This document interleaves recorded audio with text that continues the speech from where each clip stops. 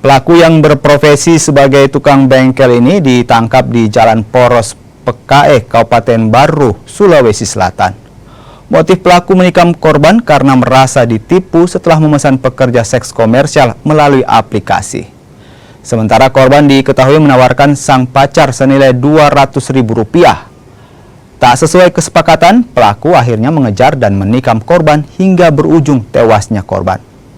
Selain pelaku, polisi juga mengamankan barang bukti ponsel milik korban yang diambil pelaku, senjata tajam jenis badi, 1 unit motor yang dikendarai pelaku.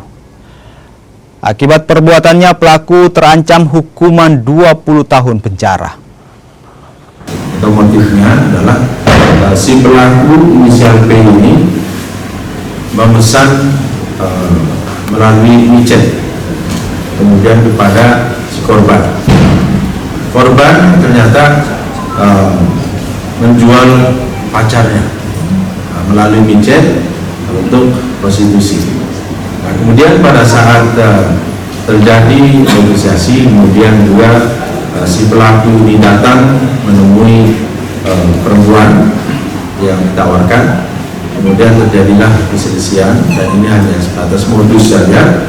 Kemudian setelah uangnya diminta, kemudian tidak sampai terjadi hubungan di antara pelaku dengan si perempuan, sehingga terjadi